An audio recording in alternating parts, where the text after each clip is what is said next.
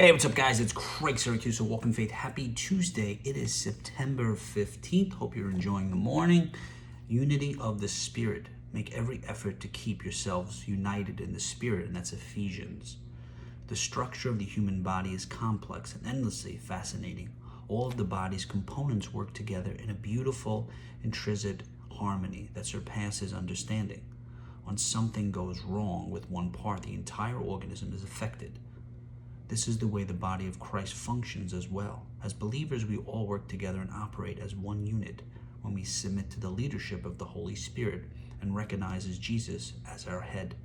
However, when one part of the body is wounded or hurting, the entire body suffers. This is why we cannot ignore when fellow believers are in distress. That's Hebrews. Rather, we are challenged to be kind to one another, tender-hearted, forgiving. In other words, we express the fruit of the Spirit so His unity can be restored, and that's Galatians. Friend, is there a believer who could use some love and godly counsel? Then take the opportunity to minister to your brother or sister in Christ, and be so doing, build up the body to the glory of God. Father, by your Spirit, join me in unity, love, and service to your church. Amen. In His presence, be unified with fellow believers.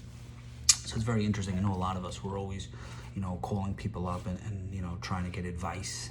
Maybe like for me, I call my mom all the time, and I don't always listen to what she's going through. I'm more concerned about myself. And I want you to ask yourself that question. Are there certain people that you call and certain people that you sort of ignore the problems that they're going through because you're more concerned with your own problems, your own anxieties? And especially now during this pandemic, a lot of us are going through anxieties and pressure, and a lot of us, we have ways of masking that anxiety. What I want you to do is think about the people in your life that maybe need to hear about Jesus Christ. Maybe the people that need to just, be listened to. Not everyone has that sort of support system that you might have.